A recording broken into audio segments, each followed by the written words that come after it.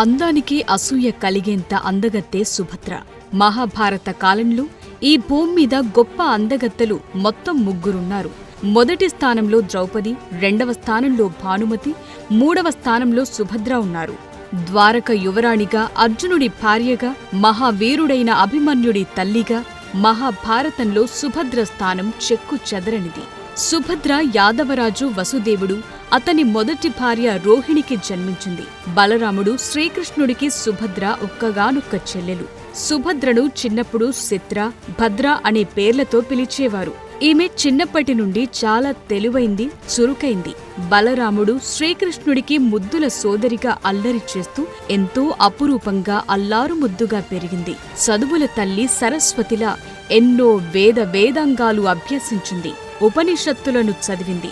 ఈమె తెలివితేటలను చూసి గురువులు సైతం అబ్బురపడేవారు. నాట్యకళలోనూ అద్భుత ప్రావీణ్యం సంపాదించింది. చిన్ననాటి నుండి పేదల పట్ల చాలా దయ కలిగి వారి అవసరాలన్నింటినీ తీర్చేది. ఆకలితో ఉన్నవారికి అన్నపూర్ణలా అన్నం పెట్టేది. సుభద్ర పెరిగి యుక్త వయసుకొచ్చేసరికి వారి నివాసం మధుర నుండి ద్వారకకు మారింది. ద్వారక యువరాణిలా తన అన్నలైన బలరాముడు, శ్రీకృష్ణుడికి రాజ్య సంరక్షణలు అనేక సలహాలు, సూచనలు ఇచ్చేది. బలరాముడు తన చెల్లెలు సుభద్ర ఇచ్చే సూచనలను తూచా తప్పకుండా పాటించేవాడు. అంతఃపురంలో సుభద్ర మాటంటే అందరికీ వేదవాక్కులా ఉండేది. పాండవుల గురించి తన అన్నలు బలరాముడు, శ్రీకృష్ణుడు మాట్లాడుకుంటుండగా విని పాండవ మధ్యముడైన అర్జునుడిపై ప్రేమను పెంచుకుంటుంది. అతని గుణగణాలను, శౌర్య ప్రతాపాలను తెలుసుకుని ఎప్పటికైనా అర్జునుడిని పెళ్లి చేసుకోవాలనుకుంటుంది. అయితే సుభద్రను కౌరవ అగ్రజుడైన దుర్యోధనుడికి ఇచ్చి పెళ్లి చేయాలని బలరాముడు భావిస్తాడు. ఈ విషయం తన చెల్లి సుభద్రకు చెప్పకుండా తన మనసులోనే ఉంచుకుంటాడు. ఇదిలా ఉండగా ద్రౌపది స్వయంవరంలో అర్జునుడు మత్స్యయంత్రాన్ని ఛేదించి ద్రౌపదిని తీసుకుని అర్జునుడు అతని మిగతా సోదరులందరితో కలిసి తాము నివాసముండే ఏకచక్రపురానికొచ్చి తన తల్లి కుంతీదేవితో అమ్మా బహుమతి తెచ్చాను అంటాడు అర్జునుడు.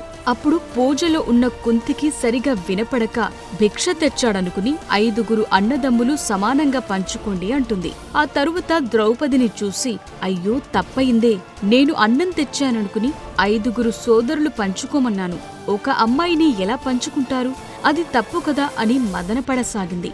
అప్పుడు అక్కడకు శ్రీకృష్ణుడు వచ్చి ద్రౌపది గత జన్మలు మహాశివుని 5 గుణాలు కలిగిన భర్తను ప్రసాదించమని వరం కోరుకుంది. అప్పుడు శివుడు 5 గుణాలు ఒక్కరిలో ఉండటం అసాధ్యమని చెప్పి ఇంద్రుణ్ణి 5 మూర్తులుగా రూపొందించాడు. ఆ పంచేంద్రియాలే ధర్ముడు, వాయువు, ఇంద్రుడు, అశ్వినులు. వారి ద్వారా ఈ జన్మలు పంచపాండవులు జన్మించారు. కాబట్టి 5 పాండవులు ఒక్క ద్రౌపదిని పెళ్లి చేసుకోవటం తప్పు కాదు, అది విధి అని చెప్పి ద్రౌపదిని పాండవులకు ఇచ్చి పెళ్లి జరిపిస్తాడు. పెళ్లి తరువాత 5 పాండవులు ద్రౌపదితో కాపురం చేయటానికి కొన్ని నియమాలను రూపొందించుకున్నారు. దాని ప్రకారం ఆమె ఒక పాండవునికి 1 సంవత్సరం మాత్రమే భార్యగా ఉంటుంది. ఆమె ఒక పాండవుని దగ్గర భార్యగా ఉన్నప్పుడు ఆమె గదిలోకి అప్పటి భర్తను మాత్రమే అనుమతిస్తారు. మిగతా పాండవులు ఆమె గదిలోకి ప్రవేశించకూడదు. వారి ఏకాంతాన్ని చూడకూడదు.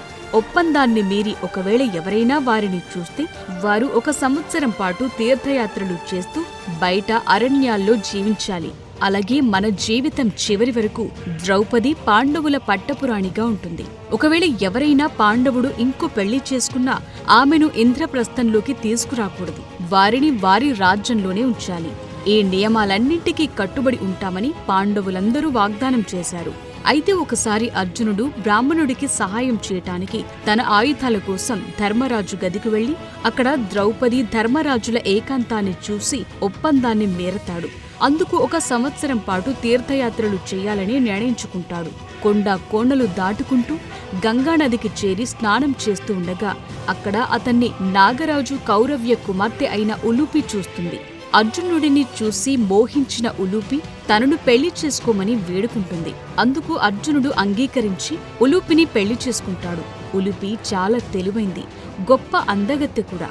ఆమె అర్జునుడికి నాగశక్తులను బహుమతిగా ఇస్తుంది.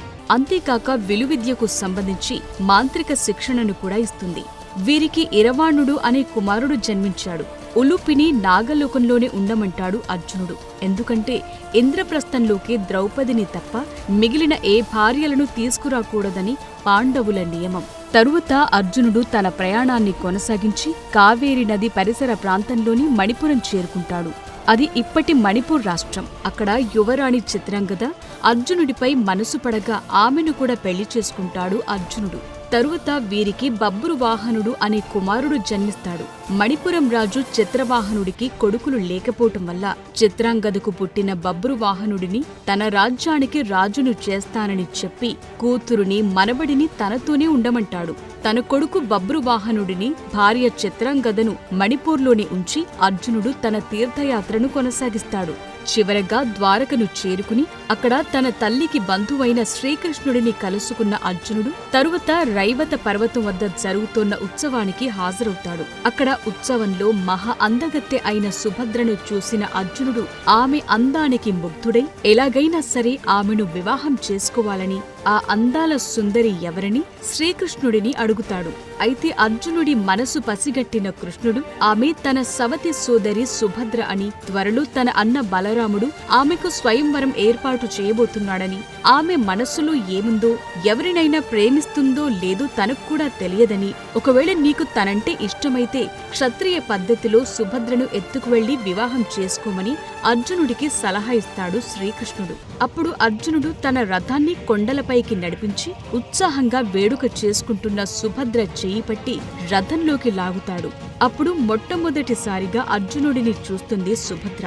నా పేరు అర్జునుడని, నేను నిన్ను వివాహం చేసుకోవాలనుకుంటున్నానని చెప్తాడు.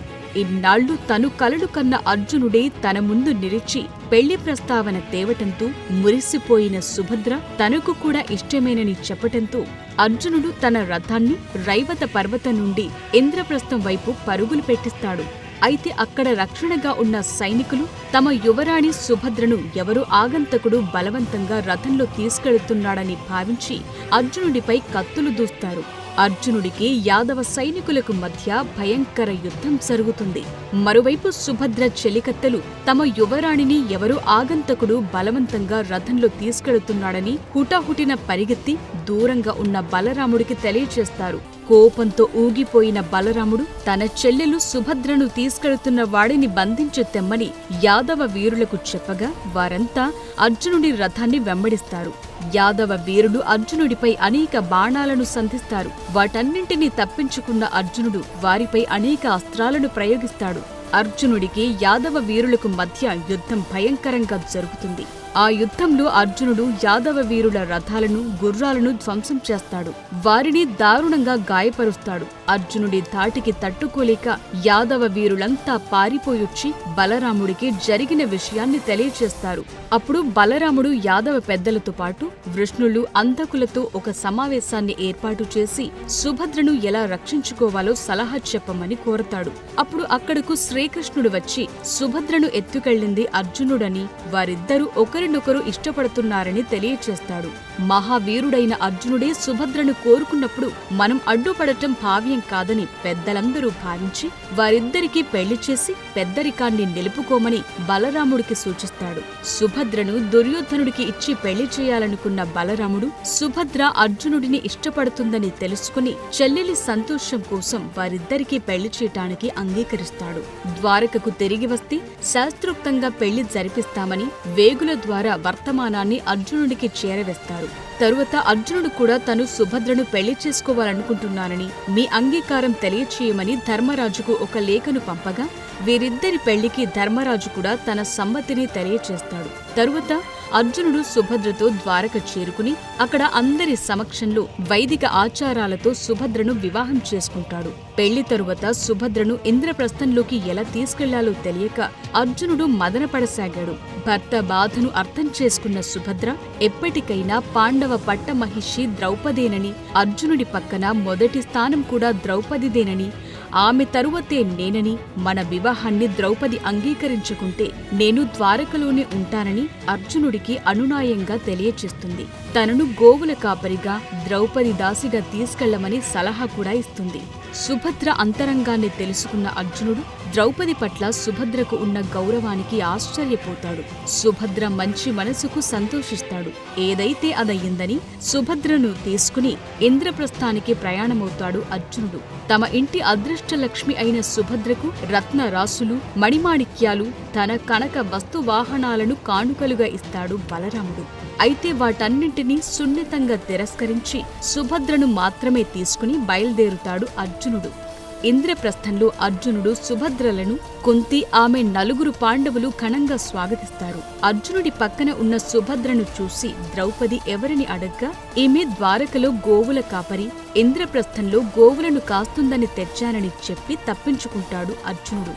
అంతకుముందే వీరిద్దరి వివాహం గురించి పాండవుల మాటల్లో సూచాయగా తెలుసుకున్న ద్రౌపది ఎర్రబడ్డ కళ్లతో కోపంగా తన గదిలోకి వెళుతుంది. సుభద్ర కూడా ద్రౌపది వెనకనే ఆమె గదిలోకి వెళ్లగా బాధలో ఉన్న ద్రౌపది ఎవరు నీవు అని సుభద్రను ప్రశ్నించగా, నేను మీ దాసిని అని వినయంగా బదులిస్తుంది సుభద్ర. ద్వారక యువరాణి అయ్యుండి సాక్షాత్తు శ్రీకృష్ణుడికి సోదరి అయినా కూడా కొంచెమైనా అహంకారం కాని గర్వం కాని లేకుండా వినయంగా తలవంచుకుని తన ముందు నిలబడ్డ సుభద్రను చూసి ద్రౌపది మనస్సు ఆనందంతో చలించిపోతుంది.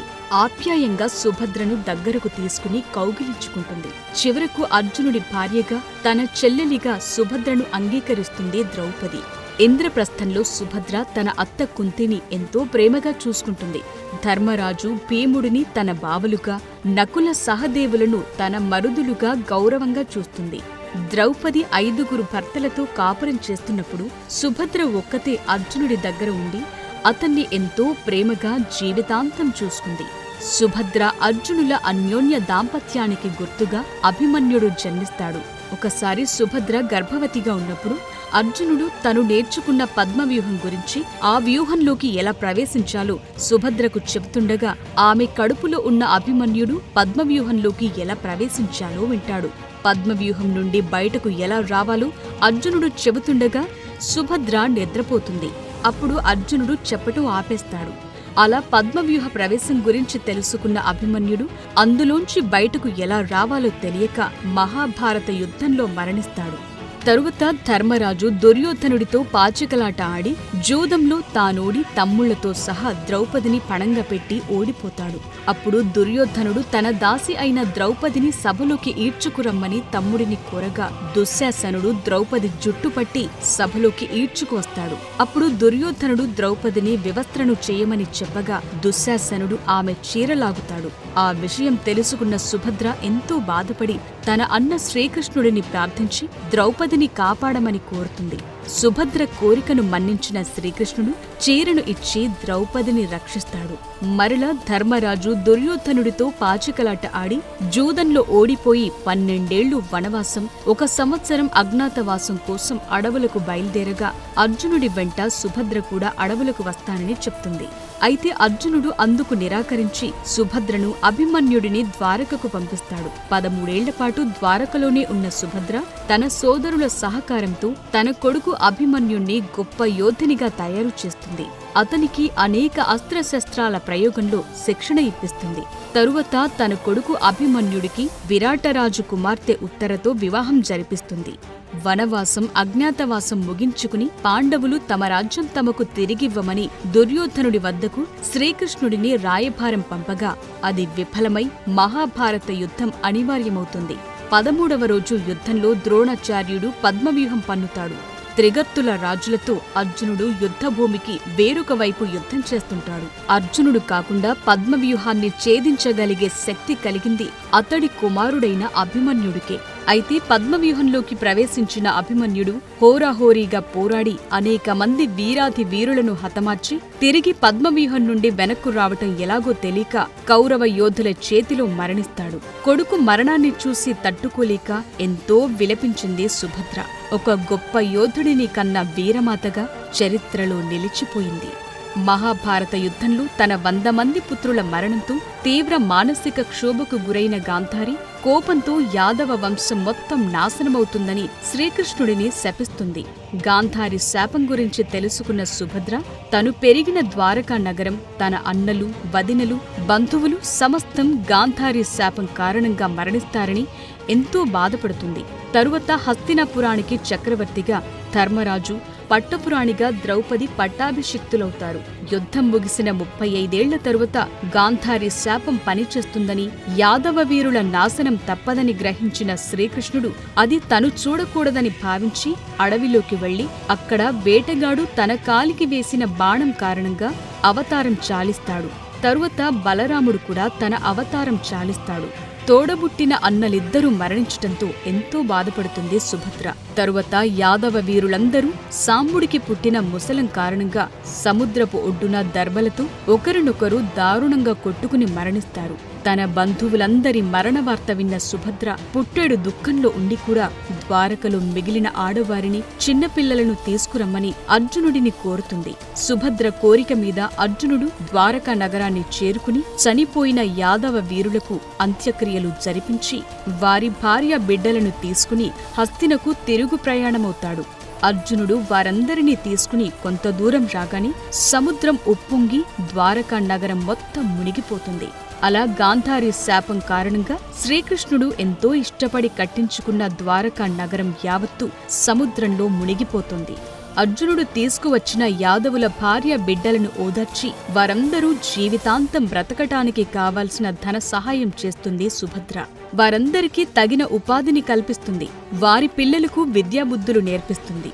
36 ఏళ్లపాటు రాజ్యాన్ని జనరంజకంగా పాలించిన ధర్మరాజు కృష్ణుడు అవతార సమాప్తి చేశాక జీవితం మీద వైరాగ్యం పెంచుకుని పాండవులు మహాప్రస్థానం ప్రారంభిస్తారు.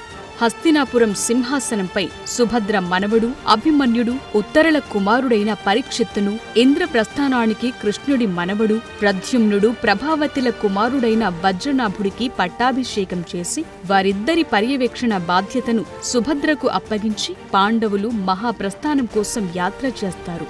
ఆ యాత్రలో అందరికన్నా ముందు ద్రౌపది మరణిస్తుంది. తరువాత నకుల సహదేవుడితో పాటు అర్జునుడు, భీముడు కూడా మరణిస్తారు. ధర్మరాజు ఒక్కడే సశరీరంతో స్వర్గానికి చేరుకుంటాడు. తరువాత కొంతకాలానికి సుభద్ర తన కోడలు ఉత్తరతో కలిసి సన్యాసినులుగా అడవిలోకి వెళ్లి తపస్సు చేస్తూ తమ తనువులను చాలించారు. కొన్ని పురాణ కథనాల ప్రకారం యోగమాయ నంద యశోదల కుమార్తె ఏకాంశగా భూమిపైన అవతరించి కంసుడి చేతిలో మరణించి ఆ తరువాత సుభద్రగా పునర్జన్మ పొందిందంటారు. ఇప్పటికీ పూరీలోని జగన్నాథ దేవాలయంలో తన అన్నలైన శ్రీకృష్ణుడు జగన్నాథుడిగా, బలరాముడు బలభద్ర పాత్రులతో కలిసి సుభద్ర మాతగా పూజలందుకుంటుంది. అక్కడ ఊరేగించే 3 రథాలలో ఒక రథంలో సుభద్ర మాత ఆసీనురాలై భక్తులకు కోరిన వరాలను ఇచ్చే కల్పవల్లిగా పూజింపబడుతోంది. అంతేకాకుండా రాజస్థాన్లోని భద్రజున్ అనే గ్రామంలో సుభద్రను ధుందమాతగా పూజిస్తారు. తన ప్రేమికుడు అర్జునుడితో పారిపోయి 3 రోజుల కష్టమైన ప్రయాణం తరువాత ఈ జంట ఇక్కడే వివాహం చేసుకున్నారని నమ్ముతారు. బ్రహ్మపురాణం అలాగే గర్గ సంహిత వంటి కొన్ని గ్రంథాల్లో సుభద్రదేవి శతరూపగా, అర్జునుడు స్వయంభువ మనువుగా పేర్కొనబడింది. ఆమె కొన్ని శాఖల్లో మాత భువనేశ్వరి అని కూడా పూజింపబడుతుంది. అలాగే గుజరాత్, బంగ్లాదేశ్లలోని కొన్ని వర్గాల వారు కూడా ఆమెను దేవతగా ఇప్పటికీ పూజిస్తున్నారు. For more videos like this, subscribe Big TV channel.